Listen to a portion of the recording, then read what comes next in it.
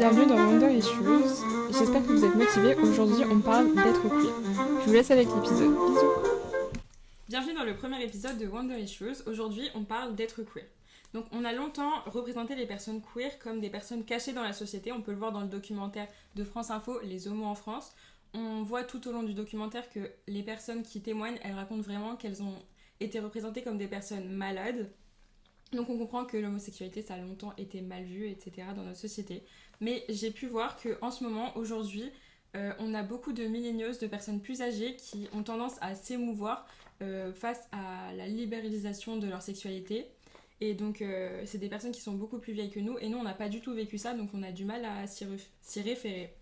Donc on vit complètement différemment de notre sexualité qu'on a plutôt découverte et expérimentée beaucoup plus tôt par rapport aux personnes plus âgées. Donc je dirais qu'on est peut-être une nouvelle génération de personnes queer.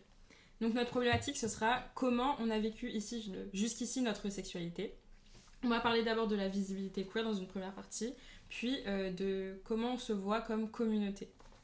Donc je vais présenter pour les personnes qui écoutent les 3 personnes qui sont présentes avec moi. Donc on a Marie, on Bonjour. a Tilan. Bonjour. Et on a Rohan. Salut. Donc on a 3 lesbiennes et un gay. Okay. Donc d'abord on va parler de la visibilité queer. Donc d'abord je voulais commencer par parler de ce que ça signifie aujourd'hui de ne pas vivre caché. Qu'est-ce qu'on pense que ça a changé pour nous ou pour les autres personnes avant peut-être. Qui veut en parler? Bah moi je pense que aujourd'hui nous on n'a pas vraiment vécu caché et qu'on a peut-être directement, en tout cas pour nous, pu vivre notre sexualité. Donc c'est assez intéressant parce qu'on n'a pas on a eu moins de difficultés que d'autres personnes à la vivre. Et donc et ça a été dû à plus de visibilité. Donc on a été vite représentés, etc. Peut-être avec cette problématique, quand est-ce que ça a été la première fois que vous êtes sentie représentée en tant que personne queer? Je pense que personnellement c'était à travers les réseaux sociaux parce que moi j'ai eu accès à un téléphone et du coup aux réseaux sociaux en 5e, donc vers 12 ans. Et ça a été vraiment à ce moment-là que je me suis rendu compte que j'étais lesbienne et qu'il y a vraiment eu... j'ai vu beaucoup de vidéos de gens qui parlaient ouvertement de leur sexualité et je pense que, comme tu l'as dit, ça a vraiment manqué aux gens des générations avant.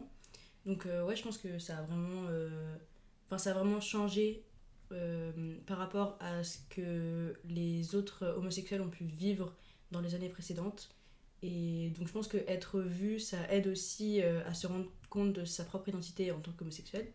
Et que être vu ou juste voir des gens différents de ce qu'on a appris jusque-là, ça peut aider à s'assumer soi-même. Moi je sais que la première fois que je me suis vraiment sentie vue, c'est en allant à la Pride. Enfin, je suis allée pour la première fois, je pense en 4e. Et je savais que ça existait, etc. Mais vraiment voir les personnes présentes, etc. Je pense que ça va vraiment donner un sentiment d'unité, un sentiment de communauté dont on parlera peut-être plus tard dans la deuxième partie. Je sais pas ce que t'en as pensé, Tienne. Alors moi ça s'est fait en plusieurs temps. Je pense que j'ai jamais eu cette nécessité ou j'ai jamais eu cette réalisation de me dire genre je suis représentée sur les réseaux sociaux dans la rue ou quoi, tu vois.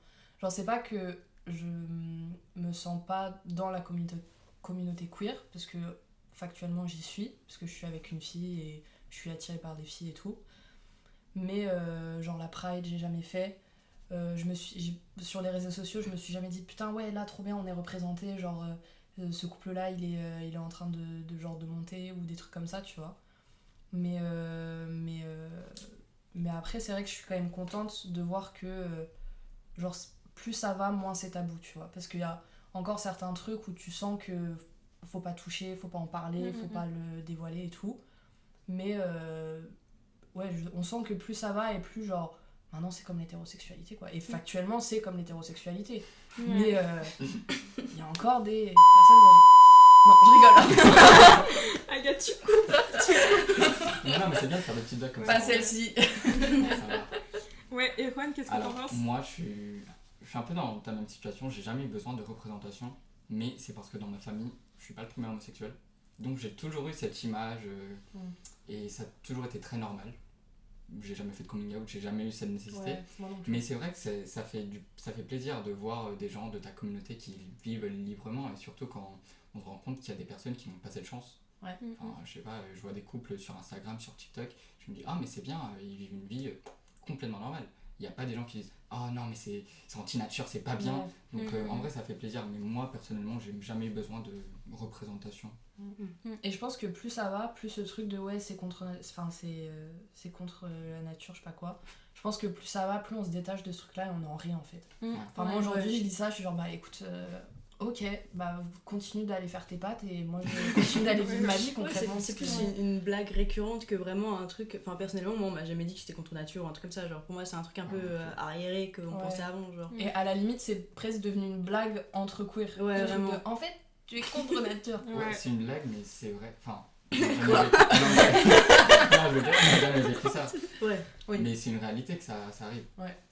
Après, je pense Faut qu'il y a aussi pas un négliger, détail. il y a vraiment des gens qui se sont renfermés parce qu'on leur a dit non, c'est pas bien, c'est contre nature. Oui, mais ça, c'est des réalités. Peu importe la religion, juste la famille, son entourage, ça arrive vraiment. Et aussi, je pense que nous, on a un avis, un certain avis par rapport à ça, une certaine réalité, parce que on habite tous en ville, genre on habite tous à Paris quasiment. Oui, il y a donc, différentes réalités. ouais, voilà. Vas-y.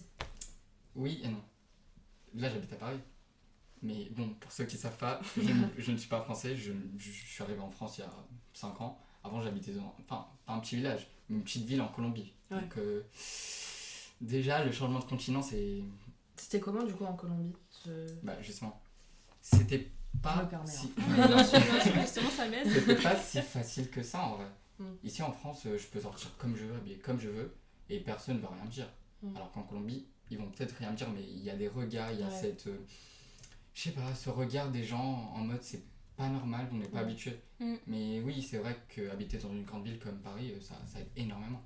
Ouais, mais ça c'est bien qu'on en parle maintenant parce qu'on va en reparler des réalités qui sont invisibilisées parce que nous on a peut-être un avis peut-être privilégié parce qu'on a pu vivre notre sexualité pleinement, mais on peut pas dire que ça s'applique à toute notre génération. Ouais.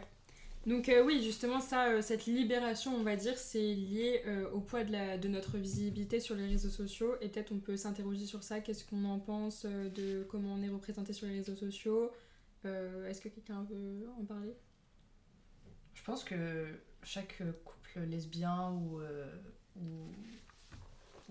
gay, ou enfin genre chaque couple queer a sa propre comment dire, Dynamique. Ouais, a sa propre dynamique, a sa propre représentation sur les réseaux sociaux, tu vois. Je pense que genre quand tu découvres entre guillemets ce monde queer et que peut-être t'en fais partie, je pense qu'il y a forcément un moment où t'as besoin de te sentir accroché Validé. à un... Ouais. Validé, oui. Genre, moi je sais qu'il y a un couple lesbien que je kiffe regarder et qui m'a beaucoup aidée quand j'étais genre... C'est Chelsea et... comment elle s'appelle ? Comment les deux... Si, Ah, je ça suis me dit sûre. un truc. Chelsea et et oui, je Dalila, vois. un truc comme ouais, ça, non? c'est ça. Mais Bah. elles sont américaines, non? Non, non, c'est des françaises. Ah, ok, oui, je vois. Attends, bah Oui. pour continuer de parler... Hein. Non, je vois, oui. Bah, c'est important. Mais moi, je pensais plus à le fait que plus c'est visible et forcément plus ça attire de la haine. Et je pensais plus à le fait que la visibilité, certes, ça a un côté positif, mais peut-être au côté négatif. Oui, je vois exactement. Oui, moi aussi. Ouais. Bah je les kiffe. Et je sais que j'ai regardé beaucoup. Et le fait qu'on se dise qu'il y ait beaucoup de personnes qui disent que, en quelque sorte, on convertit la population. Qu'est-ce que vous en pensez ? Ouais, mais moi je Oui, c'est ce qu'on fait. En tout cas, moi c'est mon objectif. Mais, Tous les jours. On va C'est pour ça. tu crois que je vais à Paris pourquoi? Enfin, la propagande. Non, mais moi je pense que. Je pense qu'on la voit pas tant que ça en fait, la haine, parce que on est un peu enfermé dans notre propre bulle sur les réseaux. Du coup, on voit surtout. Moi je vois quasiment. Quand je vois du contenu gay, je vois pas tant que ça du contenu anti-gay. Genre évidemment, il y a quelques commentaires. Mais souvent, par rapport à la montagne de commentaires, c'est quasiment rien. C'est juste 2-3 commentaires. La plupart, c'est tapé par des bots en plus. Donc, bon, voilà. mais je pense que, on la voit pas trop, cette haine. Et quand on la voit, genre, c'est plus... ils veulent quoi, eux, plutôt que vraiment se sentir attaqués. Genre, c'est pas... En tout cas, moi, je le reçois pas comme une insulte personnelle. Je me dis juste que c'est des gens bizarres, genre. Je suis pas blessée dans mon identité par ces gens-là, genre. Mais moi je pense que c'est vraiment les personnes qui ont cette haine de dire qu'il y a une certaine conversion, et même avec les personnes trans, de dire que représenter des personnes trans dans des écoles, c'est les convertir. En fait, pour moi, c'est vraiment renier le fait que ces personnes, elles existent, parce que on peut pas, c'est une existence, c'est pas un choix. Et le fait de dire qu'on peut convertir des personnes, c'est pas possible, parce qu'il faut qu'elles le soient. Enfin, c'est un peu renier l'existence des personnes. En voyant gay. Ah putain, je vais devenir gay là. Oui, voilà, c'est pas possible. La personne qui regarde cette vidéo. Vous allez tous devenir gays. Maintenant. Mais oui, mais cette haine, elle existe quand même, on l'entend, pas forcément dans notre âge, et parce que, oui, comme tu l'as dit, on est dans des bulles de filtre sur les réseaux sociaux, on n'a pas ces insultes-là, mais autour de nous, peut-être dans les médias, etc., on entend beaucoup de politiques, de journalistes, de choses comme ça, de métiers comme ça qui en profitent pour tenir des discours comme ça. Après, on peut parler peut-être du coming out. Je pense que c'est important. Est-ce que pour vous, on a toujours besoin de faire un coming out? Est-ce que c'est quelque chose qui vous a dérangé? C'est quoi votre expérience sur le coming out? Pour moi, le coming out, pour moi maintenant, c'est plus du cas par cas plutôt que quelque chose qui est vraiment nécessaire à chaque fois. Parce que je pense qu'avant, c'était tellement pas normalisé que t'étais obligé de faire un coming out puisque personne s'y attend. Alors que maintenant, je pense que, il y a des familles évidemment un peu plus conservatrices où je pense que, pas c'est nécessaire, mais genre si tu veux que ta famille soit au courant, il faut que tu leur dises et ils vont pas le deviner tout seuls ou des trucs comme ça. Mais moi personnellement, bon déjà je pense que ça se voit un peu que je suis lesbienne. Non. Donc, par exemple à mes amis, j'ai pas vraiment fait de coming out, même Juan ici présent, je l'ai rencontré en seconde, un truc comme ça. Ouais. Et on s'est jamais fait de coming out. Moi je t'avais déjà vu dans le lycée, je me suis dit attends. Ouais, il y a quelque chose. C'est important parce qu'on parlera des clichés aussi. Mais voilà, je pense que c'est vraiment du cas par cas. Ouais, ça dépend de chacun. Et genre, je pense que, moi personnellement, dans ma famille, genre, c'est pas vraiment un sujet tabou. Juste dans mon enfance, on n'en parlait pas tant que ça, mais parce que si ça venait, si le sujet venait, on s'en privait pas, genre. Mais par exemple, à mon père, je savais que c'était pas un. Lui, il est extrêmement ouvert à vraiment tout, genre. Donc, mais j'ai quand même un peu stressée au moment de lui dire. Ça, on peut raconter l'anecdote. Ouais. Parce que du coup, quand on s'est mis ensemble, on s'est dit qu'on allait le dire à son père vraiment officiellement comme un coming out. Enfin, c'est pas un coming out, mais c'est dire qu'on est ensemble, donc ça implique un coming out. Ouais. Mais vraiment, je sais que Marie était stressée, moi j'étais stressée. Donc oui. Le daron, il était stressé. Je pense que même la chaise, elle était stressée. Même lui était stressé parce qu'il voulait montrer qu'en fait c'était pas grave et qu'il n'y avait pas besoin de faire un coming out, quoi. Enfin, il voulait montrer que c'était pas si grave. Au final, il a dit ok, va faire la vaisselle. Vraiment, genre pour le coup, je sais que c'est une bonne récurrente, mais il a vraiment fait ça. Genre. Mais je pense que même lui était stressé, qu'il avait besoin de montrer qu'en fait c'est pas grave et qu'on n'a pas besoin de faire tout un plat pour ça, quoi. Ouais. Je pense qu'il a plus été choqué que je sois en couple que je sois lesbienne, genre. Donc. Putain, elle a réussi. Moi j'ai jamais su, Clara, toi t'as fait un coming out? À ma mère j'en ai eu besoin parce que elle m'a posé la question, mais je sais que pour moi j'avais peur que ça lui plaise pas, et donc j'ai dû je pense que j'ai dû faire un peu des calculs dans la tête, et je lui ai dit que j'aimais aussi les garçons alors que c'est complètement faux, et je lui ai dit ça parce que je me suis dit que pour elle je resterais ouverte à cette idée, et que comme ça tu vois, comme ça dans un coin de son cœur elle se dirait peut-être elle se mettrait avec un garçon, mais évidemment non, et je me suis forcée à faire ça alors que j'en ai pas besoin. Et sinon, j'en ai jamais fait d'autres vraiment. Enfin, je sais que nous, les gens, tout le monde se demandait est-ce que t'es gay, nanana. J'ai pas eu besoin de faire un coming out, mais quand j'ai eu besoin de le faire, du coup, j'ai un peu caché. Donc, je pense que ça représente. Tu sais, moi je trouve que ça arrive très souvent des homosexuels, vraiment gays ou lesbiennes, qui disent qu'ils sont bisexuels parce qu'ils ont peur. Parce que ça atténue peut-être, ça atténue le problème, alors que non. Non, toujours partir de la communauté. Moi au début. Surtout que peut-être c'est un peu biphobe de dire ça, parce que regarde, c'est comme si les bi étaient pas vraiment gays, pas vraiment queer. Genre ça atténue un peu le. Alors que pas du tout, et c'est dommage. Mais après, ça peut être. Le fait de dire qu'on est bi alors qu'on sait qu'on est homosexuel, ça peut être le cas pendant un coming out. Une étape du déni, genre. Ouais, voilà. Moi je pense que c'était aussi ça, parce que moi au début je disais que j'étais bi alors que non. Et genre. C'était surtout le truc de me dire à moi, je trouve que c'est plus simple d'accepter d'aimer les filles plutôt que de pas aimer les garçons, parce que je sais pas, genre aimer les garçons ça a toujours été un truc normal, et aimer les filles bon c'est un peu bizarre mais c'est ok genre. Mais si vraiment, mais genre ne pas aimer les garçons c'est plus complexe à accepter que juste d'aimer les filles, donc je pense qu'il y a aussi ça dans le fait de... Mais après tu disais genre quand tu fais un coming out c'est plus je sais pas si t'as dit rassurant. Non, l'étape du déni, de dire que t'es bi. Ouais. Je pense qu'il y a aussi pour certaines personnes, je pense que ça peut être un doute aussi. Ouais. Parce que Bien moi, je me sûr. suis déjà posé la question. Bien sûr, bien sûr. Alors que non. Mais. Enfin, pas les hommes, quoi. Je t'aime beaucoup, hein, mais. Non, je te pose la question, ça, c'est t'as une réponse, intéressant, c'est bien. Mais je pense que. Parce que moi, j'ai pas fait de coming out, pour le coup, ni avec mon père, ni avec ma mère. Enfin, j'ai un peu dramatisé le truc avec mon père. J'étais genre, est-ce que si j'aimais les filles, tu m'aimerais quand même? Et il m'a dit, bah oui, enfin, moi, tant que t'es heureuse, en fait, je t'avoue, je m'en fous. Donc, mais moi, je sais qu'il y a un moment, quand je rencontrais les gens, j'étais genre, ouais, bah je suis bi, mais parce que juste, je pensais l'être. Et en fait, non, et maintenant, bah je suis lesbienne. Et voilà, si ça aussi, te plaît pas, bah. Il y a aussi ça parce qu'on découvre ça de plus en plus jeune, donc évidemment qu'on est en pleine période de questionnement, genre on peut pas se dire directement. ouais voilà, ça, genre c'est un chemin, ouais. on peut pas juste tomber dessus, genre on expérimente tout ça, genre c'est ok. Oui, je vois. Et c'est ok. Et c'est ok. Et toi du coup coming out? Alors moi j'ai pas fait de coming out, c'était un peu évident comme vie. Mais je sais pas, j'en ai jamais eu besoin. Je pense que ma mère elle a toujours su, d'une manière ou une autre. C'était pas vraiment un comportement, enfin j'étais un garçon lambda, hein. Je jouais au foot, j'avais des amis, on s'en fout. Mais juste elle l'a su, je pense que c'est... Je pense que c'est un instinct maternel. Ouais, c'est un instinct maternel, je suis pense que alors moi elle l'a pas je crois. Oui. Ouais. Non mais je pense que Non, elle est dans le déni. je pense que pour certaines mères, il y a une telle proximité avec l'enfant. Ouais, c'est ça. D'une manière ou d'une autre, tu vois, je dis pas que t'es pas proche avec toi. On peut en parler dans un prochain épisode. Après, Mais genre... non mais je pense que tu sais, genre, parfois il y a dans certaines relations mère-fille ou mère-fils, la mère elle le sait. Ouais, et il y a même une elle sorte de saurait pas connexion. expliquer pourquoi elle sait, mais elle sait. Oui, tu bah vois. moi c'est exactement ça, avec ma mère on est très très proches, on est meilleurs amis. Et je sais pas, elle a toujours su, on en a jamais parlé.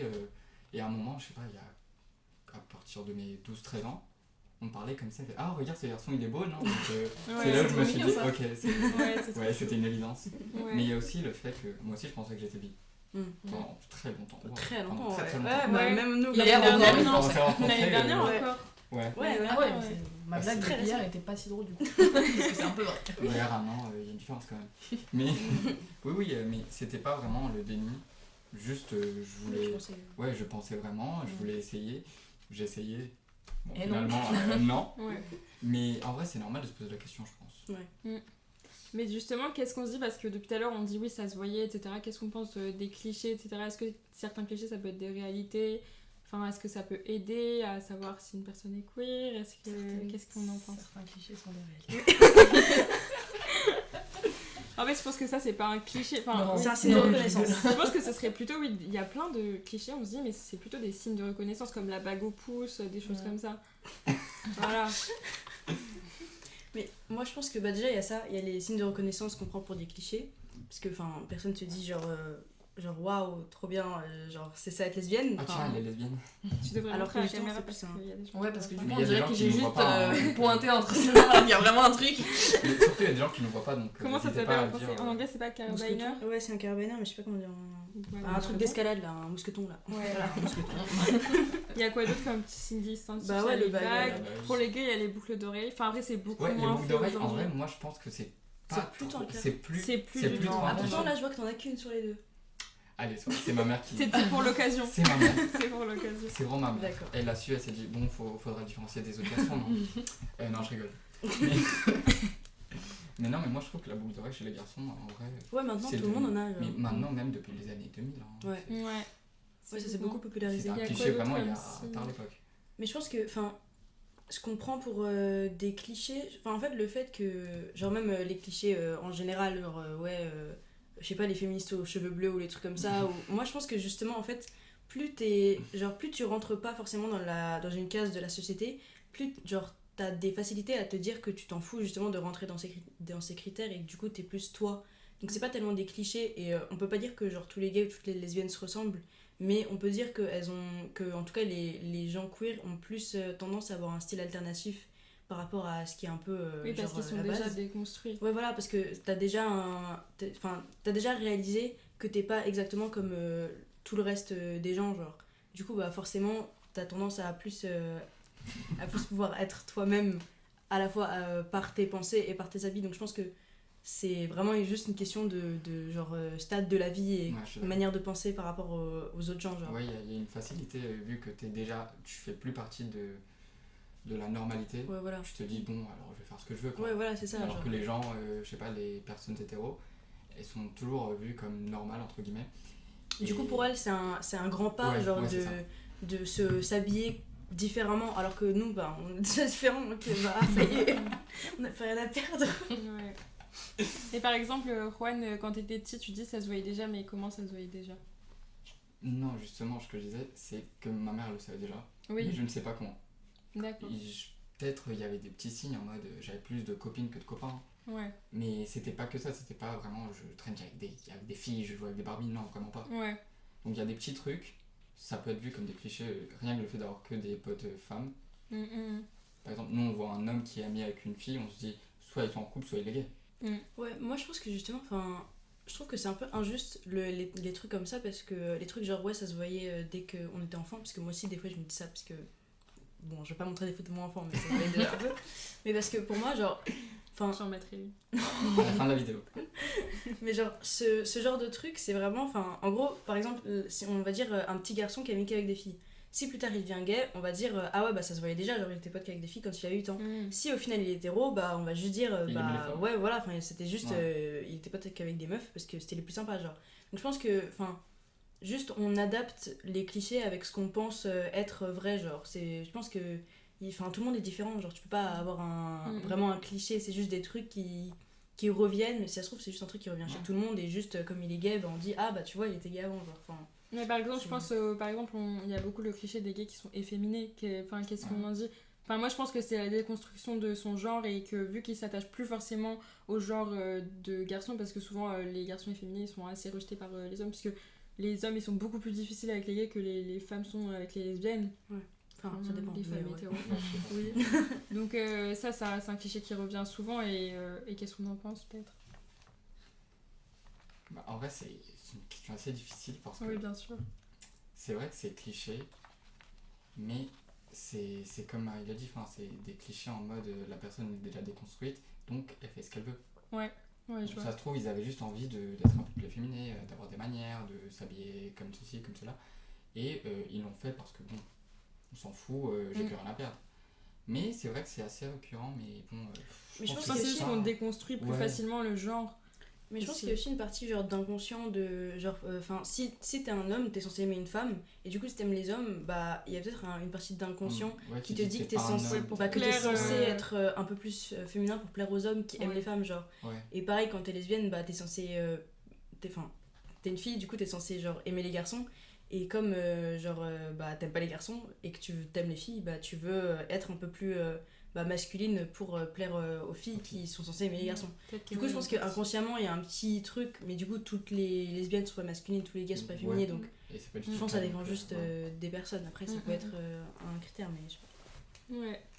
Donc vu que toute cette visibilité ça commence avec les médias, on va peut-être parler des médias, donc ça va être la deuxième partie de notre première partie sur la visibilité queer. Donc on va peut-être se demander comment la pop culture elle a vraiment changé la donne.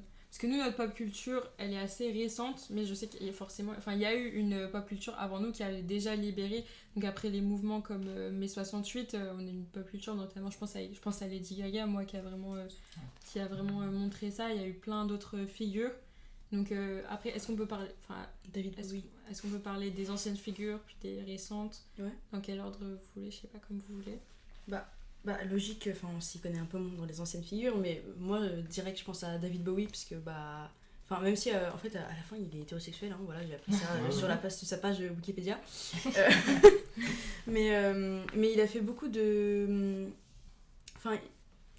visuellement, genre sur son apparence, à chaque fois qu'on regarde des interviews de David Bowie, il se fait toujours il se fait moquer à cause de la manière dont il est habillé. Je sais pas si vous avez vu, mais il y a une interview où le mec lui demande vraiment si ses chaussures c'est des chaussures de femme, c'est ça, genre des chaussures de femme, d'homme ou de bisexuel, et il dit c'est juste des chaussures. Mais je pense que je pense que c'est plus lié au genre, au fait qu'il a déconstruit son genre, parce que s'il était pas homosexuel, du coup Il est juste déconstruit de manière il est générale, juste je pense. déconstruit, quoi. Ouais, mais justement, en fait, c'était à la fin de sa vie où il a dit qu'il était hétérosexuel, mais pendant vraiment quasiment toute sa carrière musicale, enfin, tout le monde pensait, et même lui, des fois, il disait qu'il était bisexuel, et du coup, il y avait quand même une facette de sexualité dedans. D'accord. Donc je pense que, enfin, après, pour moi, le genre et la sexualité, souvent, ça va ensemble. Genre, enfin. Qu'est-ce qu'il y a? Non, juste, je veux que tu développes ton propos parce que je suis. Oui, je vois.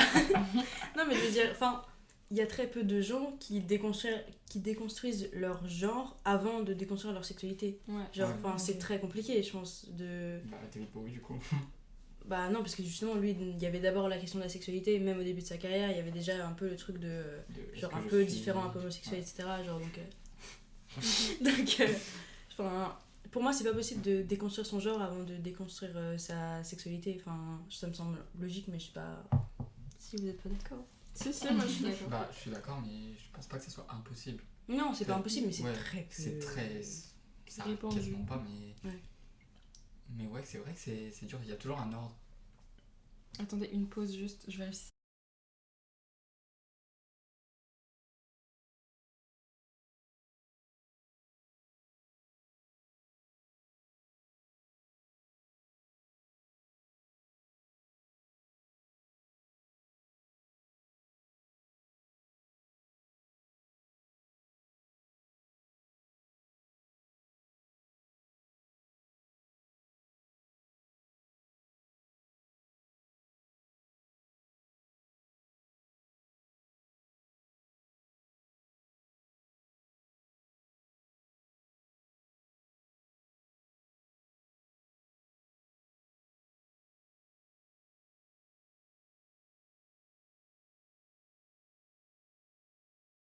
Pas les invisibiliser et de les représenter à un concert qui avait autant de portée, c'est vraiment une grande chose quoi pour l'époque.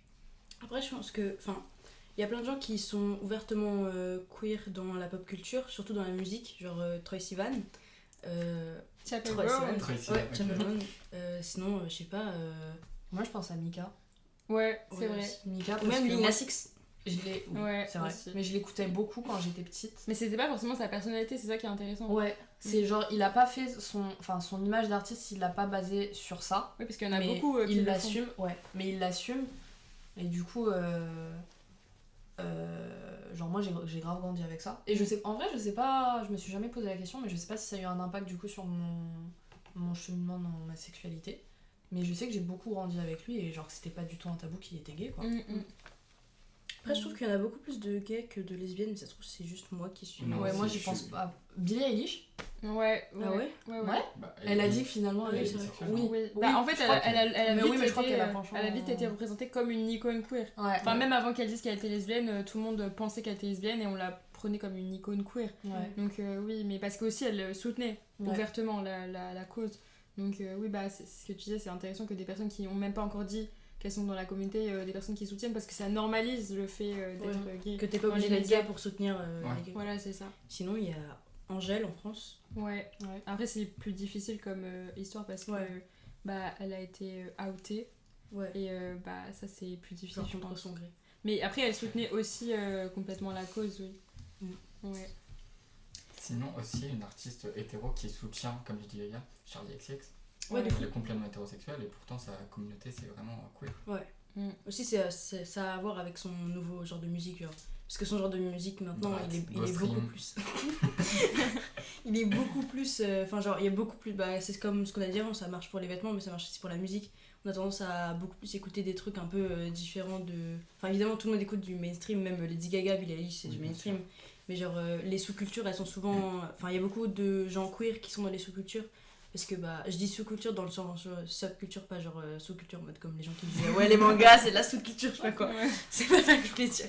Mais genre, je pense que ouais, les gens queer ils ont plus tendance à être dans les sous-divisions de la culture. Du coup, comme les nouveaux sons de Charli XCX, même si Ouais. maintenant même si elles sont mainstream, le genre de musique en lui-même Ça a il commencé, est. Ouais, voilà. ouais. Donc je pense qu'il y a aussi de ça.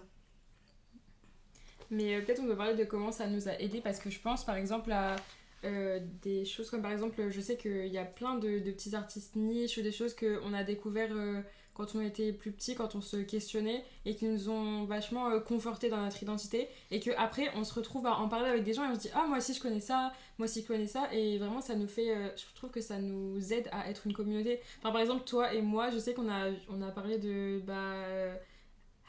Hailey Kiyoko avec sa chanson, ça c'est vraiment une chanson que tout le monde a écouté, Girls Like Girls. Toutes les lesbiennes, vraiment. Genre, le clip. Bon.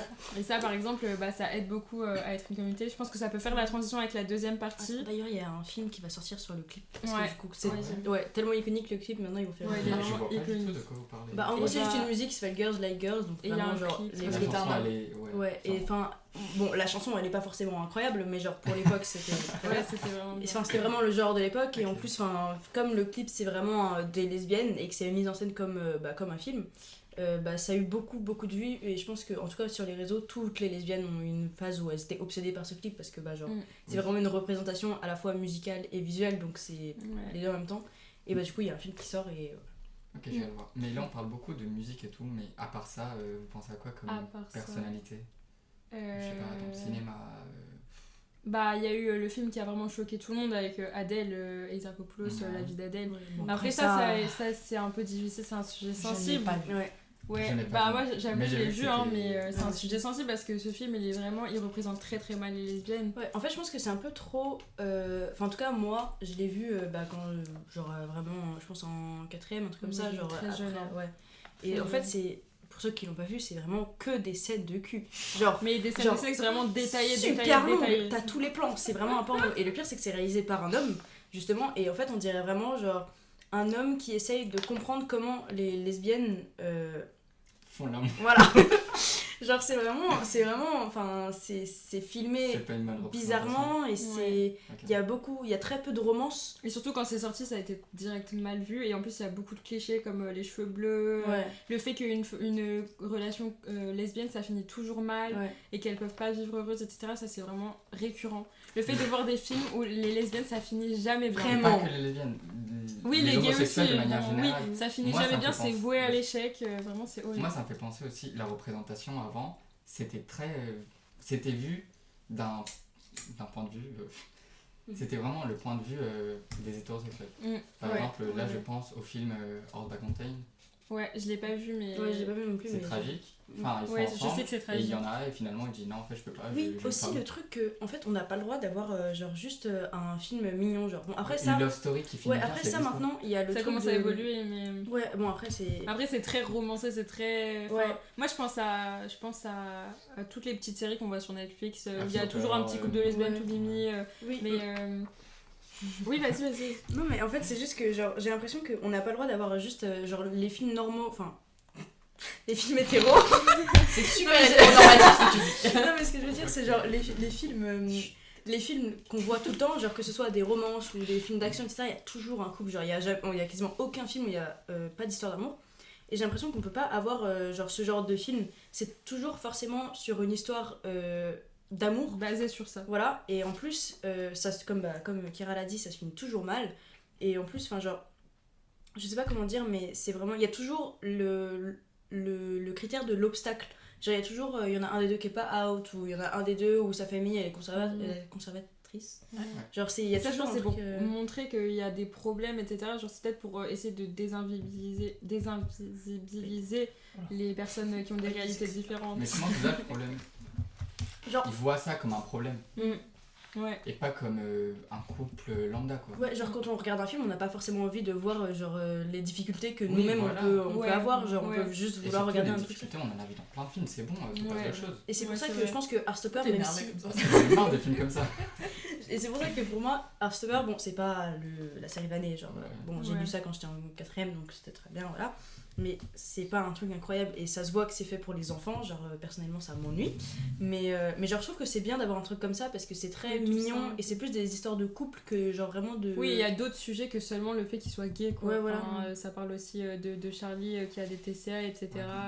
Ouais. Donc c'est plus intéressant, ouais. Ouais. Et en plus, justement, c'est un truc pour les enfants, donc, moi, enfin. Après, le début, c'était quand même très Nick qui doit faire son coming out Ouais. et tout, Ouais, tu ça vois. c'était vraiment la pareil, première c'était seconde très- après.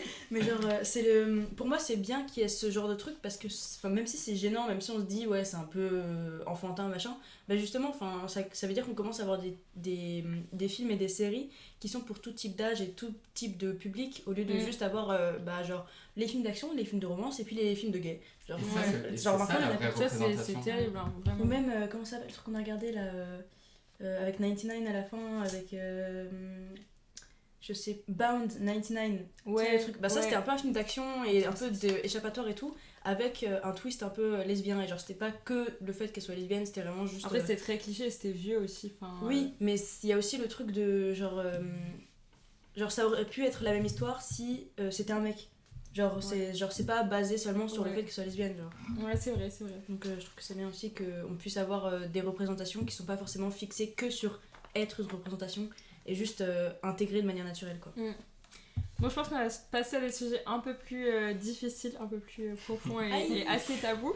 Mais peut-être, il y a vraiment, comme dans toutes les communautés, il y a des fractures entre les différentes cultures, etc. Je pense par exemple à des cultures queer blanches, urbaines, avec des personnes qui sont plus facilement peut-être acceptées, ou d'autres réalités qui ont été invisibilisées. Bah, toi, t'en as parlé avec le fait qu'en Colombie, c'était plus difficile, tu vois. Mais il y a d'autres réalités, peut-être on ne peut pas penser à toutes les réalités aujourd'hui, mais peut-être qu'il y a des réalités qui sont moins représentées. En fait, ce serait quoi les problèmes de notre communauté ? Bah je pense que. Enfin après ça c'est un peu comme dans. C'est quoi ce cauchemar? Reprends. Oui. T'as vu quand ça Non, coupe j'ai ou pas vu. Alors reprends ok. ton truc et refais. Ouais. Je pense qu'on va plutôt porter. Enfin, non, attends. Je reprends à. Oui. Je reprends Agathe, après. tu. Maintenant. Donc on va parler maintenant des fractures entre les cultures, comme dans toutes les communautés, il y a différentes, même des communautés à l'intérieur. On peut parler par exemple de la différence entre les communautés queer, blanches, urbaines, face à des autres réalités qui sont invisibilisées, comme toi t'en as parlé avec le fait d'être gay en Colombie, c'est un peu plus difficile. Peut-être qu'on peut, on peut pas penser à toutes les réalités, mais peut-être qu'on peut se demander les problèmes qu'il peut y avoir dans notre communauté face à ça. Bah je pense que déjà c'est un peu le cas dans toutes les luttes. Genre souvent ça commence avec des personnes qui sont vraiment genre avec l'intersectionnalité. Genre par exemple le début des mouvements genre de Pride et de Gay c'était surtout par genre des femmes trans racisées. Mais après, ça s'est beaucoup concentré sur les blancs qui habitent dans des grandes villes, etc. Donc je pense que ça, après c'est aussi le cas pour le féminisme, par exemple, où le féminisme, aujourd'hui, il y a une grande partie où il y a une grande partie du mouvement qui se concentre sur la libération de la sexualité, alors que là on en est aujourd'hui dans des situations comme ici à Paris ou des trucs comme ça en France, etc. On n'est pas au même niveau partout et je pense que faudrait d'abord se concentrer sur atteindre un certain niveau dans l'ensemble avant d'essayer de régler des détails, genre. Mais genre, pour moi, dans la communauté queer, le problème, c'est que genre, on a l'impression qu'on se bat un peu entre nous, genre. Il y a beaucoup de divisions dans la communauté, alors que c'est beaucoup mieux d'être soudés pour faire face à un problème genre qu'on rencontre tous, plutôt que de dire... genre que de faire des débats sur la légitimité de certaines personnes d'être dans la communauté ou pas. Ça, par exemple, je trouve que c'est un peu un privilège de pouvoir autant se soucier de choses qui sont autant des détails. Donc ce qui était intéressant, c'est qu'on est tous les quatre racisés et peut-être avoir des expériences qui montrent est-ce que... moi, je me suis toujours dit, si j'étais blanche, peut-être ce serait plus facile d'être lesbienne. Ou même dans l'autre sens, si j'étais... Si t'étais hétéro, ce serait plus simple d'être noir. Je sais pas. Oui, parce qu'il y a plusieurs personnes qui ont des familles avec des cultures différentes, par exemple des familles avec des cultures très religieuses, etc. Je sais pas, t'as une idée, Tylan ? Ouais. Non, en vrai, le seul truc dont je pourrais parler, c'est à la limite le Brésil, même si j'y ai pas vécu. Mais je sais que là-bas, par exemple, on est beaucoup. Quand je dis on, c'est la communauté queer. On est beaucoup. Ça se voit. Genre, il y a beaucoup de drag queens, par exemple. Genre, je pense à une chanteuse de funk que moi j'écoute beaucoup, qui s'appelle Gloria Groove. Et c'est une drag queen, en fait. Mais, même si on est beaucoup et que ça se voit, on n'en parle pas. Genre, c'est un peu tabou. Mais après, peut-être que c'est complètement faux ce que je dis, tu vois, mais quand j'en parle avec mon père ou quand j'y suis allée, de ce que j'ai vu, on se sait. Mais genre, il y a un accord tacite de on n'en parle pas. Genre, je te sais, tu me sais, mais. Là, je pense que c'est surtout une question religieuse, non? Enfin, l'Amérique latine, c'est vraiment Bah, je saurais même très pas. très religieux, surtout le Brésil. Alors, oui, c'est vrai, mais je sais même pas s'il y a vraiment un lien entre les deux. Réalité. Honnêtement, je saurais pas te dire, surtout que moi, la religion que je connais le plus au Brésil, c'est la religion qui est dans ma ville spécifique, enfin qui est la plus répandue dans ma ville, qui s'appelle le candomblé. Et même cette religion-là, tu vois, elle est hyper taboue. On va pas en parler là, parce que ça n'a aucun rapport. Mais c'est la religion... Enfin, au Brésil, c'est la religion que je connais le mieux sans même vraiment la connaître, tu vois. Mais par exemple, le christianisme au Brésil, je sais pas comment ça se pratique, je sais pas comment ça se passe, je sais pas... Je sais pas non plus, voilà. Je connais bien, mais dans ma tête, c'est un peu... Enfin, je vais pas dire que c'est la même chose, mais dans tous les pays de l'Amérique latine, c'est vraiment très très religieux, très... Dieu il a dit ça, la Bible a écrit ça, faut vraiment respecter ce qui est écrit. Donc c'est vraiment très très tabou. L'homosexualité, c'est pas quelque chose qu'on peut en parler comme ça directement. Mais après, il y a tabou et tabou. Parce que tu vois, au Brésil, on se sait mais on se le dit pas, mais je pense que dans d'autres pays, c'est genre, me fait même pas comprendre quoi que ce soit ou me montre même pas quoi que ce soit. Non, mais je pense que la plupart c'est comme ça. Genre. On se sait, on n'en parle pas, mais on se sait, il n'y a pas de problème. Ok, je pense que justement en allant avec ça, avec les fractures dans la communauté, etc., est-ce qu'on se sent vraiment chez soi dans la communauté queer? Parce que je pense que ça, c'est Juan qui peut y répondre. Mais est-ce qu'on peut toutes dire qu'on se sent vraiment chez nous dans cette communauté, ou qu'on se sent vraiment faisant partie de la communauté? Oui, je pense notamment à des personnes qui ont des pratiques homosexuelles mais qui refusent de mettre un mot dessus, etc. Est-ce que ce serait pas une homophobie internalisée? Honnêtement, je pense pas. Je pense que... Enfin, moi, par exemple, j'ai un cas en tête. Je pense pas que ce soit une homophobie internalisée. Je parle français sinon. Je pense que juste il y a des doutes qui parfois peuvent subsister très longtemps. Et je pense qu'il y a une certaine peur aussi. Je pense pas que ce soit de l'homophobie pure qui est juste interne. Je pense qu'il y a une certaine peur ou une certaine envie d'avoir envie de certaines choses, mais le corps exprime tout l'inverse. Mais moi je pense qu'il y a une part d'homophobie internalisée dans mais pas volontaire quoi. Oui voilà, c'est vraiment quand on dit internalisé, c'est vraiment presque de l'inconscient, parce que c'est possible par exemple d'aimer les filles mais de pas se reconnaître dans la communauté, ou justement d'avoir internalisé que ce soit par son environnement ou par des trucs qu'on a entendus, que cette communauté c'est pas une communauté très bien, ou avoir des préjugés et du coup pas vouloir en faire partie, et du coup quand on se réalise qu'on est censé en faire partie, que on rejette à la fois son identité et sa communauté, parce que évidemment on peut pas se forcer à être hétéro, donc je pense qu'il y a beaucoup de gens qui savent qu'ils aiment les filles ou qu'ils aiment les garçons dans le sens homosexuel, mais que le fait d'être gay, ils l'acceptent pas, parce que être gay pour eux c'est agir d'une certaine manière, être d'une certaine manière. Moi je suis d'accord avec toi, je pense pas que ça soit de l'homophobie internalisée, pour moi c'est surtout de la peur. La peur, là on rejoint ce que dit Marie, c'est l'environnement de ce qu'on a l'habitude de voir. Mais pour moi c'est vraiment de la peur. Je vois. Parce que le fait de s'accepter en vrai, ça a l'air simple. Là on en parle comme si de rien n'était, mais on a tous vécu, je pense qu'on a tous vécu vraiment après ça, on se disait ça me fait peur, qu'est-ce qui va se passer si je dis que j'aime les garçons, que j'aime les filles. Donc pour moi c'est vraiment de la peur. Et voilà, c'est peut-être, je pense qu'il y a les deux, je pense que ça dépend des personnes. C'est vraiment inconscient. C'est pas en mode mais j'aime pas les gays mais je suis gay. Oui, je pense qu'il y a les deux cas. Moi j'ai vu les deux cas en tout cas, donc oui, mais moi je pense que c'est vraiment majoritairement de la peur. Après c'est mon avis. Alors, je voulais parler aussi, justement, en parlant de notre communauté, etc., que ce soit du côté des gays ou des lesbiennes, il y a beaucoup de choses qui sont normalisées, mais pourtant qui ne sont pas normales, et même dans chez les hétéros, je peux penser au grooming, que ce soit chez les gays ou chez les lesbiennes. Il paraît que c'est plus... on entend plus parler de ça pour les gays, mais ça arrive aussi chez les lesbiennes. Les différences d'âge énormes, sont beaucoup plus normales. Des différences d'âge énormes, des relations de pouvoir difficiles, etc. Et je trouve que ça c'est un problème qui mérite d'être discuté dans notre communauté. Je pense que Au niveau des différences d'âge, je pense qu'il y a aussi le fait qu'on se dit que comme on est beaucoup moins nombreux que les hétérosexuels, il y a un côté où genre on a moins de choix, donc forcément la tranche d'âge elle est plus grande parce que comme ça il y a autant de personnes que si on était enfin genre quand t'es hétéro t'as vraiment genre tous les garçons de ton âge un peu en dessous et un peu au-dessus qui sont des possibilités, alors que quand t'es gay ou lesbienne, enfin quand t'es queer, genre tes possibilités c'est pas juste ouais moi j'aime les filles, du coup mes possibilités c'est les filles qui aiment les filles aussi, et du coup forcément je pense qu'on a tendance à se dire que la tranche d'âge elle s'élargit forcément puisque comme ça fait plus d'options.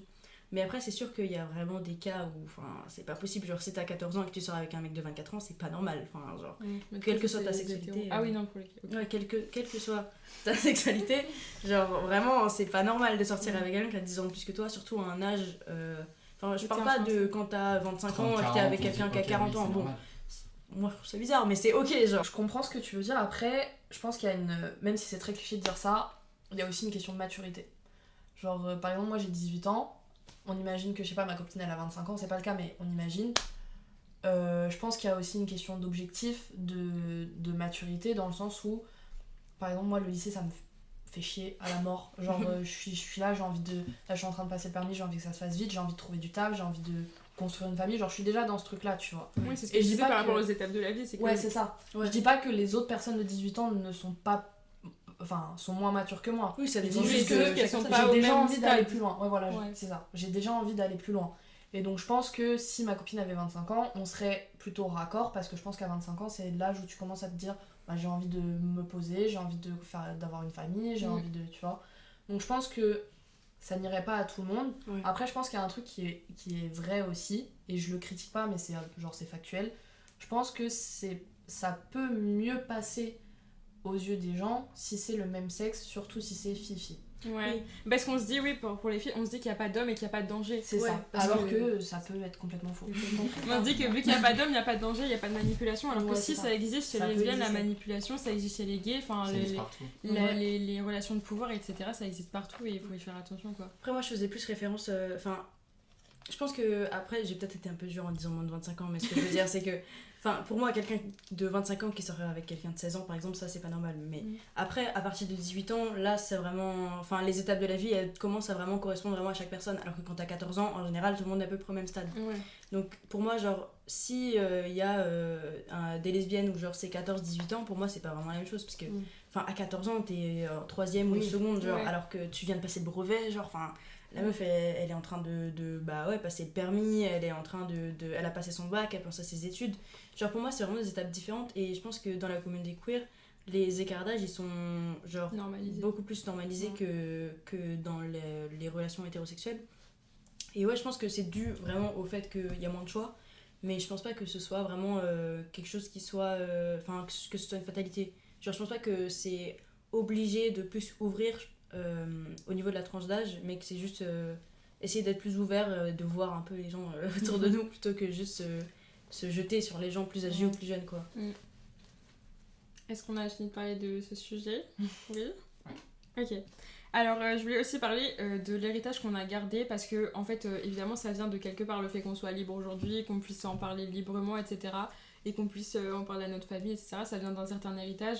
Qu'est-ce qu'on se souvient aujourd'hui ? Enfin, après, c'est nous 4, donc comment on est renseignés ? Parce que j'ai l'impression qu'on n'est pas très renseignés sur ces luttes, etc. Et quel héritage on garde des luttes passées ? Et est-ce qu'il n'y aurait pas un manque de transmission intergénérationnelle entre les personnes queer ? Je pense que oui. Oui, parce clairement. que justement, on n'est pas... Enfin, moi la première, je suis tellement pas renseignée sur les luttes que... Donc je pense que oui. Mais je pense en fait, il faut le vouloir, quoi, parce qu'on ne le montre pas, en fait. C'est assez invisibilisé. Enfin, c'est ça. On ne sait pas exactement quel mouvement on lançait des choses. Enfin, nous, on a appris dans le documentaire qu'on a regardé il y a 3 jours pour le podcast Les homos en France, que la première manifestation pour les droits des personnes homosexuelles, là c'est pas forcément toutes les personnes queer, mais c'était les personnes homosexuelles, c'était en 1977, et c'était lancé par le mouvement de libération des femmes et un autre mouvement de lesbiennes aussi, je crois. Donc c'est tout ce qu'on sait. Enfin, moi j'en sais pas grand chose. On sait aussi qu'il y a eu beaucoup de personnes trans aux États-Unis. Ouais, oui, moi en fait, la plupart de mes connaissances, c'est surtout ça, c'est surtout genre plutôt genre les pionniers du mouvement plutôt que vraiment les premières avancées quoi.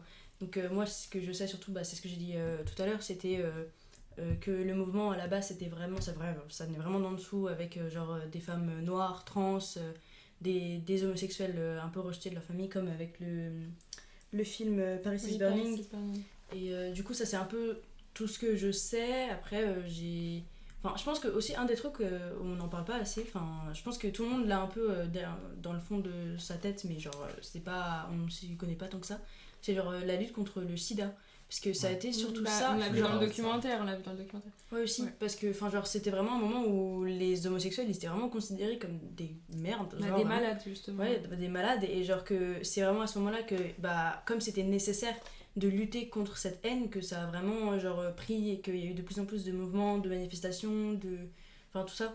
Du coup je pense qu'on n'en parle pas assez, mais que c'est vrai que l'histoire homosexuelle, franchement même dans les cours d'histoire, je crois que c'est très récent depuis qu'on a ajouté pendant la Seconde Guerre mondiale que les homosexuels ils étaient aussi en cours. Nous la seule fois qu'on a entendu parler des homosexuels, moi je me rappelle, c'est en 3e dans le cours sur les nazis, où ils disaient que les homosexuels étaient aussi et même on l'a dit une fois quoi, je sais pas en à quel autre moment on en parle pour dire qu'on a été je sais pas à quel autre moment, là j'y pense, mais honnêtement la seule fois dans le cours d'histoire on a parlé des personnes gays, c'était à ce moment là. Je sais pas vous, alors que par exemple c'est vraiment le seul moment. C'était le seul j'ai moment. aucun souvenir de parler d'homosexualité. Donc on sait rien de notre histoire quoi. Si on veut en savoir plus il faut vraiment se renseigner, alors qu'il y a plein de choses qu'on sait. Je trouve que ça ressemble vachement aux femmes, genre on sait pas beaucoup de choses sur l'histoire ce qui est étonnant parce qu'on parle de mouvements sociaux en cours d'histoire, genre par exemple le mai 68, les jeunes, etc., ou même le Front Populaire, tout ça. J'ai dit à l'envers, bref. Mais je pense que les mouvements sociaux pour les minorités ou pour les femmes, c'est vraiment un truc dont on ne parle pas beaucoup, et du coup on prend un peu pour acquis la situation que nous on découvre en tant que jeunes adultes, adolescents, etc. Donc je pense que les droits ils sont pas acquis quoi. Déjà ils sont pas acquis, et qu'en plus quand on les a, ça veut dire qu'on s'est battu pour, ils sont pas juste venus comme ça. Il y a pas des gens qui ont décidé et si on donnait le droit de mariage aux gays, personne s'est dit ça en vrai. Tu voulais moi c'est vraiment comme toi, les seules choses que je sais c'est aussi par rapport à la communauté afro-américaine aux États-Unis pendant les années 80-90, et c'est la lutte du sida, c'est vraiment ça. Sinon à part ça entre 2000 et 2010 j'ai aucune idée de ce qui se passait, alors que 2010 c'est le début du mariage, etc. Après je sais que j'ai aussi beaucoup entendu, après c'est vraiment sur les réseaux sociaux comme TikTok ou Instagram, des choses comme ça, que des gens qui voulaient appuyer sur le fait que les personnes queer elles ont toujours existé, et que par exemple dans la Grèce antique c'était très normalisé que des petits garçons soient avec des hommes très vieux, etc. Et ça c'était très normalisé.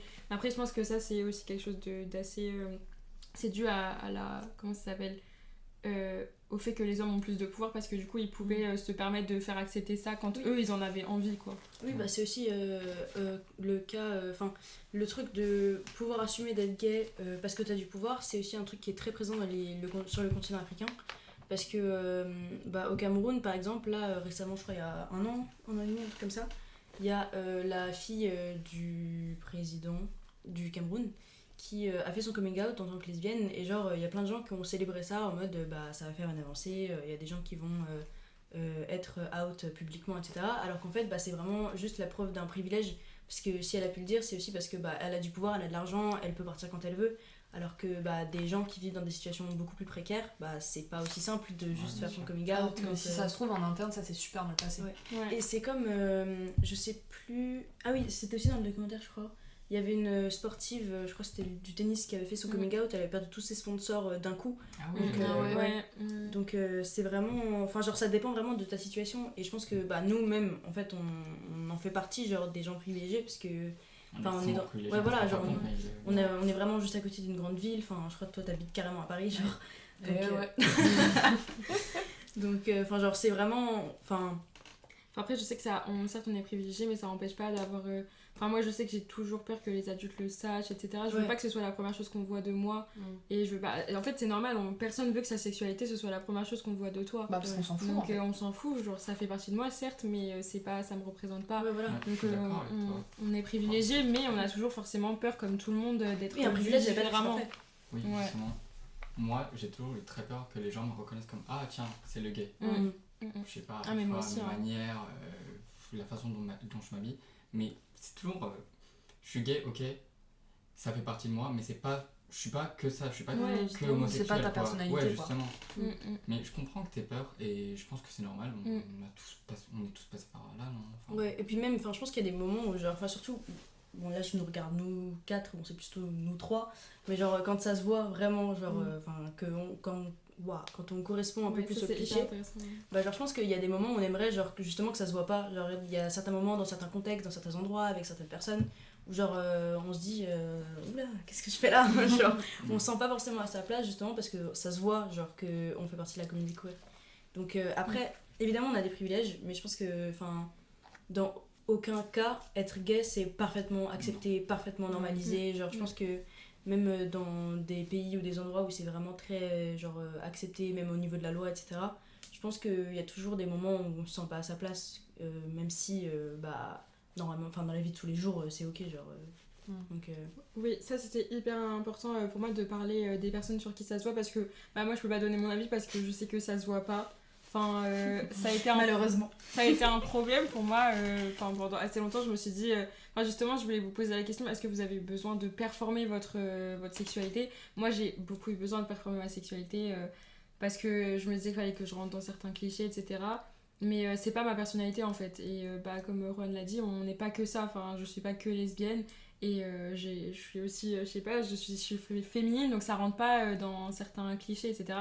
Donc moi je voulais vraiment, ça apporter beaucoup pour moi d'avoir vos points de vue, parce que bah, j'ai deux filles qui sont assez masculines, et Juan, je sais pas trop... Non, mais t'as le droit de le dire. En fait, non, je dirais pas que t'es vraiment...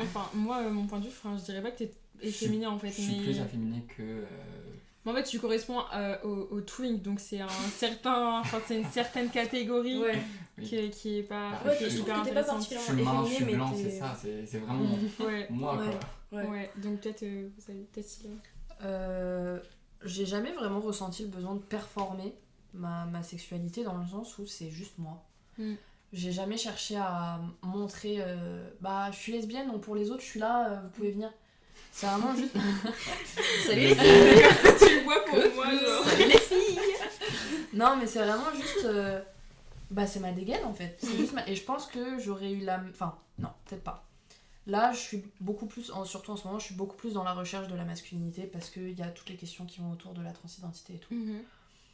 Donc je pense que même si j'étais pas lesbienne, j'aurais cette dégaine. Mais pour moi, c'est pas... ça me permet pas, entre guillemets, d'affirmer ma sexualité, tu vois. C'est vraiment juste... En fait, je dissocie les deux. Genre, je m'habille comme ça parce que je suis confortable comme ça, parce que je me suis coupé la parole moi-même. C'est une dinguerie de faire ça. Le football, il a changé. Non, mais c'est vraiment juste... je dissocie, en fait. Mon style, c'est juste mon style. Et après, forcément, ça va avec la sexualité parce que, du coup, je suis... ce qu'on appelle une mascu. Mais en vrai, ça c'est tabou, faut le redire, mais je crois qu'en ce moment on peut pas dire mascu parce que ça réfère aux masculinistes. J'espère que t'es pas masculiniste. Normalement, faut dire masque, mais ça sonne tellement mal. Genre, ouais, on est d'accord. Alors que mascu, c'est déjà mieux. C'est les masculinistes. On va peut-être continuer à dire masque, peut-être dire masque. Toujours les hommes, ils prennent tout. Ouais, parce que vaut mieux pas qu'on se confonde masculiniste et mascu. Ok, donc masque. Donc oui, donc ça va avec parce que je suis masque et tout, mais non, en fait, c'est juste mon style, quoi. Je me suis pas réveillée un matin en me disant, ok, maintenant, je vais m'habiller comme ça, parce que c'est le cliché de la lesbienne masque, et il faut qu'on me remarque, en fait. C'est vraiment juste, vas-y, j'aime bien ces sapes-là, je vais les porter, tu vois. Moi, j'ai vraiment essayé de l'explorer, j'ai vraiment essayé d'être plus masculine, etc., mais je sais que c'est vraiment pas mon truc, je m'en suis rendu compte, et au bout d'un moment, je me suis dit, j'ai pas besoin de porter ça pour faire ça, quoi. Tu montreras quand t'étais masculine. Je montrer, c'était horrible. Mais oui. Pour moi, en fait, je suis un peu passée par toutes les phases. Genre, je suis un peu passée par la phase de déni, genre en essayant d'être très féminine, ça me va pas du tout. Je suis pas du tout à l'aise, c'est horrible. Et après, je suis passée par genre la phase de un peu chercher sur Pinterest à quoi ça ressemble une lesbienne, pour essayer de regarder les chemises à carreaux là. Je les ai saignées, voilà. La bague. Ouais, la bague au doigt. Mais après pour moi ça c'est différent, ça c'est plus un signe genre de reconnaissance, même si bon il y en a de moins en moins en fait qui sont vraiment des signes de reconnaissance. Mais je pense que ça va un peu avec le fait qu'on découvre ça quand on est adolescent, donc forcément on se cherche. Et je pense que c'est pas juste dans la communauté queer, il y a forcément des gens qui... Enfin, tout le monde essaye de se mettre dans une case, de rentrer dans certains groupes de personnes qu'on trouve cool, ou des trucs comme ça, des trucs qui nous correspondent. Mais je pense que moi aussi, ça a juste été avec l'adolescence, genre juste on évolue et on trouve notre propre style, qui peut-être correspond à des clichés, mais après ça c'est juste... je sais pas si c'est un hasard, mais en tout cas c'est pas volontaire quoi. C'est pas juste on s'habille comme ça parce qu'on est lesbienne, parce qu'on est gay. C'est juste on s'habille comme ça parce qu'on aime bien et coïncide de manière... ça coïncide avec les clichés qu'on a. Mais c'est pas forcément... c'est pas je suis lesbienne, je vais m'habiller comme ça. Quoi. Ouais, moi aussi c'était pareil, c'était un peu la recherche de mon style. Et c'est vrai que j'ai essayé d'être... Avant j'étais moins gay entre guillemets, je vais pas dire comme ça. J'étais assez masculin, je jouais au foot, tous les clichés. Et après je me suis dit, ok, je suis gay mais je suis pas comme les autres. Donc j'ai essayé un peu de rentrer dans la communauté, je sais pas, la manière de m'habiller, des bottes, des trucs, vraiment des éléments qu'on voit, on se dit, ok, si tu vois, je sais pas, une fille qui porte des bottes, tu dis, ok, si tu vois un garçon qui porte des bottes, tu vas dire, ok, t'es un peu... un truc. Voilà. Du coup, je me suis cherché, je suis resté là pendant très longtemps, alors que c'est pas du tout moi, juste parce que je voulais être comme les autres. Mais non, finalement, je me suis dit, non, je vais m'habiller comme je veux, ça me plaît pas, je le mets pas. Et voilà, c'est vrai que je suis resté un peu plus afféminé entre guillemets, mais pas sans tomber dans les clichés. Ouais. Mais c'est vraiment une question de style, de personnalité, de soi. Quoi. Voilà, de recherche. Et c'est surtout pendant l'adolescence, quoi, c'est normal. Ouais. Bah, c'est intéressant. Peut-être qu'on peut parler aussi du militantisme aujourd'hui. Est-ce que vous êtes engagé? Est-ce que vous voulez être engagé? Qu'est-ce que vous en pensez? Je fais pas la Pride, c'est tout ce que je peux vous dire. Non, en vrai, c'est juste que... Je pense que à partir du moment où tu assumes dans la rue ta sexualité, c'est déjà genre, tu sors avec ta copine où vous tenez la main, c'est déjà une forme de militantisme. En fait. Je pense que tout peut être pris pour une forme de militantisme. Donc, je fais pas la Pride, pas dans le sens genre, je m'en fous. Je ne la fais pas de manière très personnelle, dans le sens où je n'en ressens pas le besoin.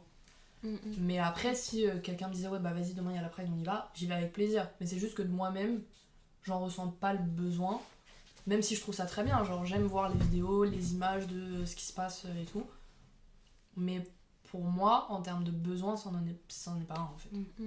Moi je me considère un peu comme genre une personne militante, même pas que par rapport à la communauté queer.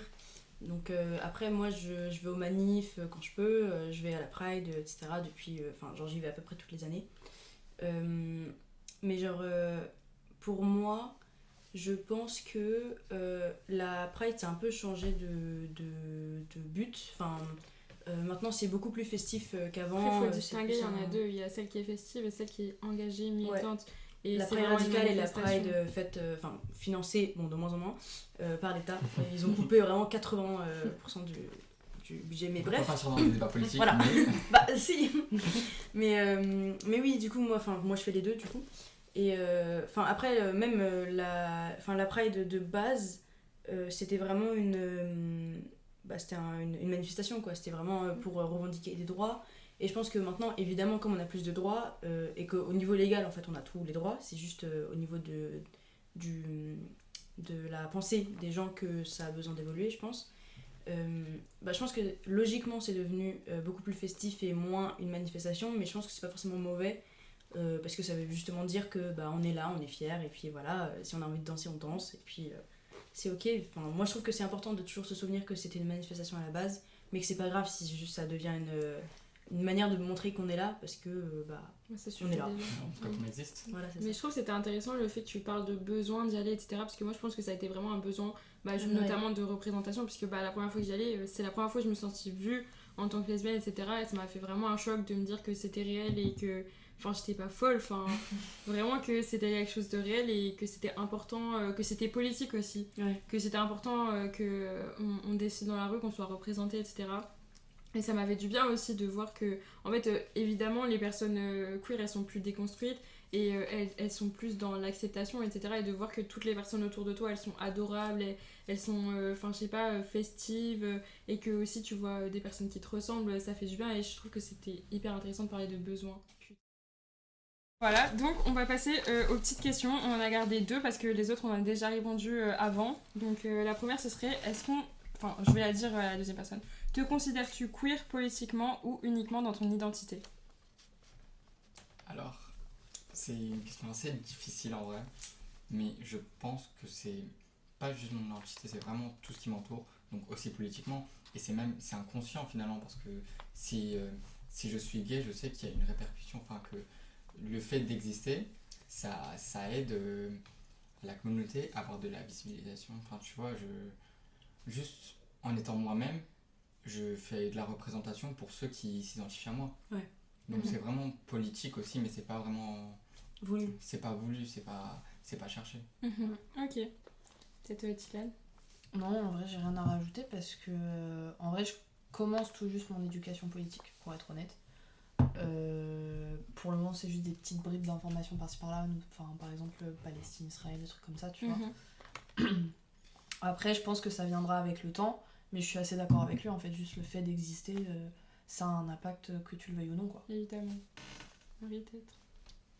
Bah oui, moi, pour moi être queer, évidemment, c'est une question d'identité parce que bah ça fait partie de qui je suis et je pense pas qu'il y ait besoin que ce soit une partie vraiment principale de mon identité, mais comme tout ce qui fait la différence entre des groupes de personnes, bah quelqu'un qui est différent, on l'identifie plus à sa différence qu'au reste de sa personnalité, donc je pense qu'évidemment ça fait partie de moi. Mais après, c'est sûr que politiquement, bah, comme vous, c'est juste le fait d'exister qui me rend politique. Après, moi, je suis assez active politiquement, donc c'est sûr que je le pense, je l'intellectualise plus, genre je le pense plus de manière politique que identitaire. Donc mais après, ça c'est juste mon point de vue et ma façon de le voir. Moi, je pense aussi, comme vous, que politiquement, on est des personnes, des sujets politiques, mais que évidemment c'est dans notre identité. Mais je pense aussi que c'est important d'être informé parce que en fait il faut se rappeler que nos droits ils sont pas acquis et que si un jour ça pose problème, il faut savoir se renseigner, etc. Il faut savoir apprendre à parler de ces sujets pour pouvoir se battre pour nos droits parce que on les a et ils sont acquis, ils sont pas acquis complètement, mais pour nous ils sont présents et on n'arrive pas à se rendre compte que c'est quelque chose pour lequel il faut se battre activement. Donc peut-être on peut passer à la deuxième et dernière question. Qu'est-ce qu'on répondrait, c'est hyper intéressant, qu'est-ce qu'on répondrait à quelqu'un qui dirait aujourd'hui être queer c'est facile ? Non. Clairement. Je pense oui et non. Oui, dans le sens si tu compares à avant, c'est forcément plus simple.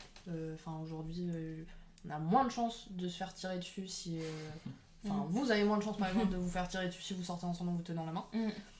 Mais après, je pense que même si ça nous atteint pas forcément directement ou que ça nous atteint moins tout court, il y a quand même beaucoup de haine envers cette communauté-là.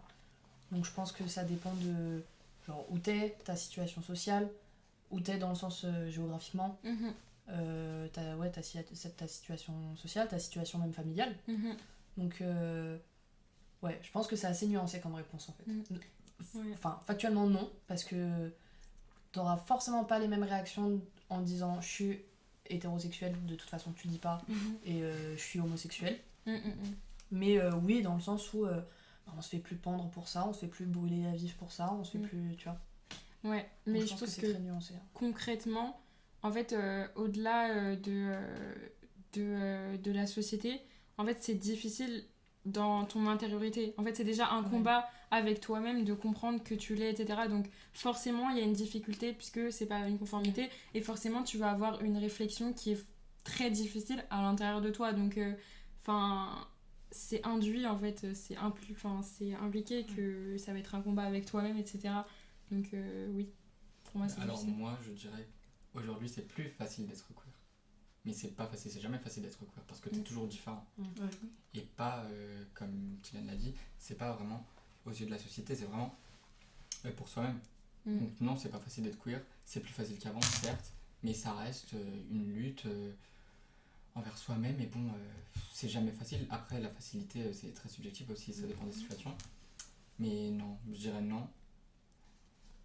Non, c'est pas facile aujourd'hui, parce que ça ne l'a jamais été, ça ne le sera jamais, tout simplement. Tu es pas très optimiste, toi. Ah, écoute, je suis réaliste surtout. Ouais, c'est vrai.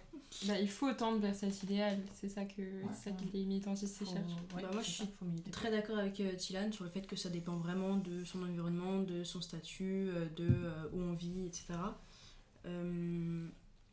Après, c'est sûr que, il y a aussi le côté du fait que ce soit difficile avec soi, contre soi.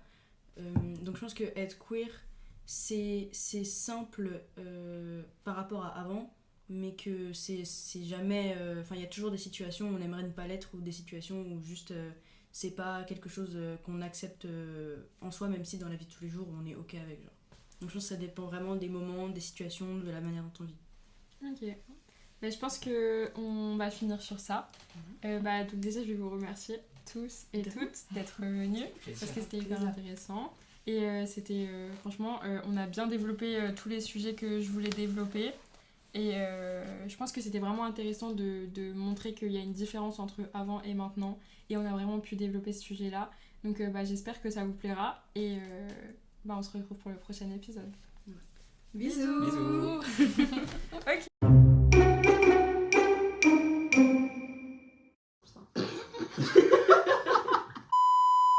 Aujourd'hui, C'est son nom, c'est son... Oh, non, il a avalé. Les gars, je vais y arriver, je vous jure. Ok, c'est bon. Bienvenue dans le premier épisode. Normal. Bienvenue. Bienvenue. Non, t'as archi pas raté. C'était bien. On parle d'être queer. Pourquoi tu fais C'est pareil, regarde la vidéo.